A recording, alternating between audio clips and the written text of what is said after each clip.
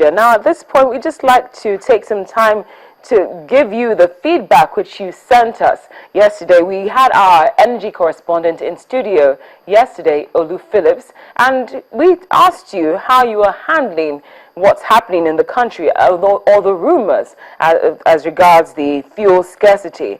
And the feedback for the day, the biggest feedback for the day, is coming from Akinola Akinfenwa. And according to him, he says, by tomorrow, and in this case, tomorrow means today, I'm going out there to fill my tank. I will not be caught snapping like it happened last month. So it's panic buying for me.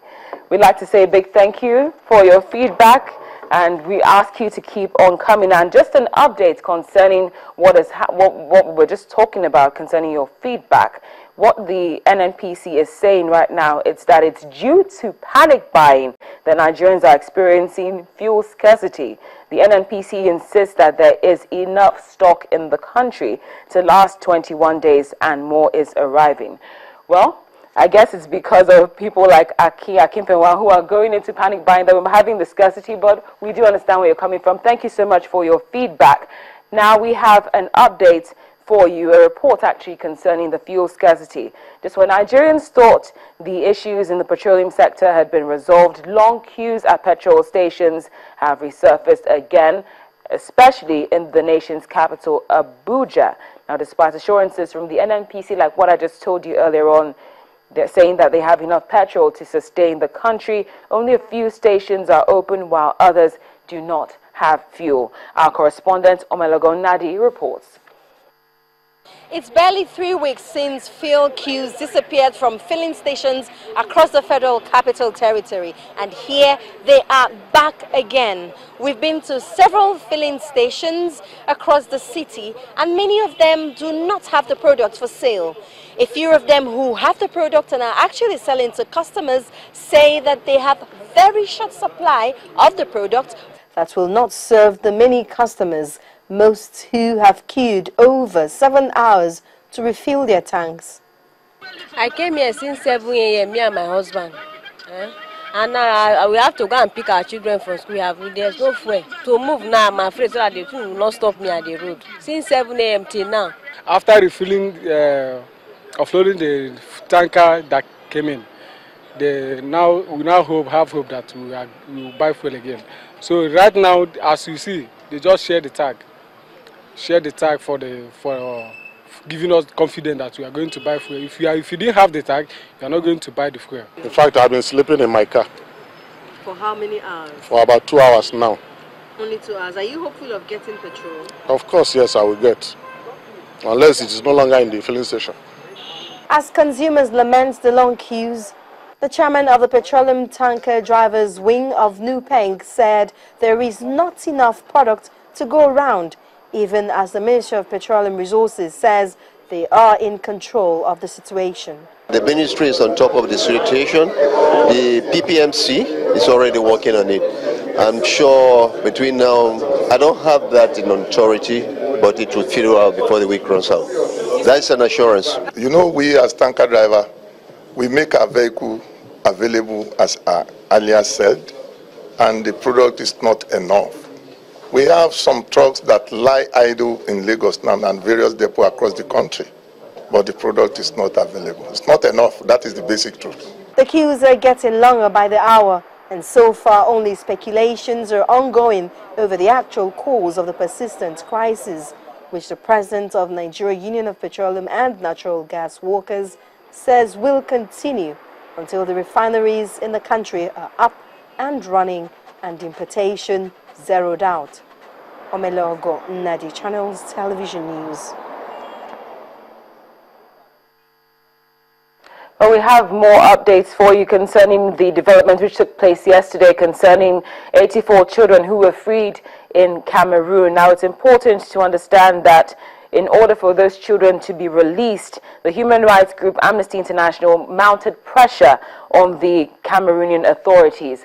We're joined now by Ilara Allegrozzi, who is a researcher for Amnesty International. Ilara, thank you very much for speaking with us on Network Africa. Good morning.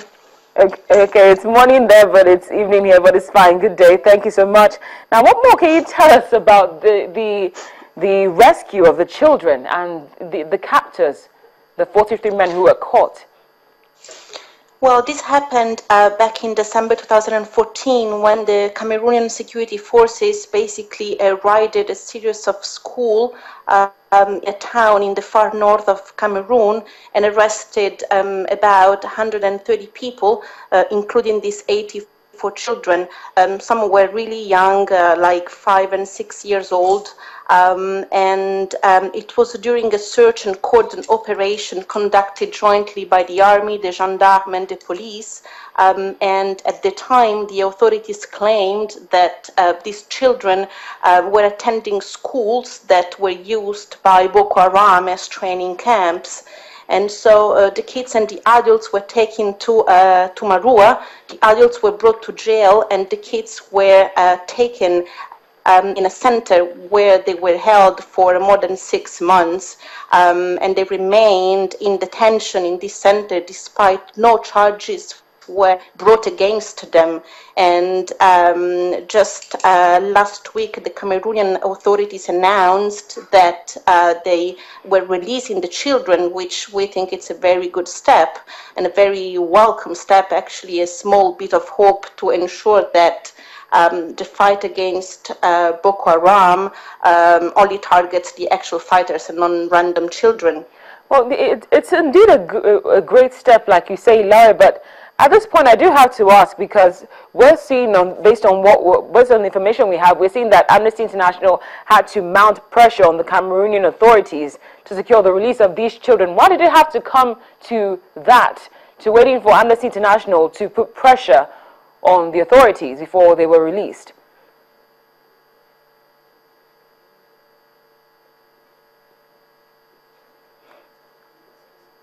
And we thought it was absolutely unthinkable, to keep these children so long and so far away from home in a center with very little support.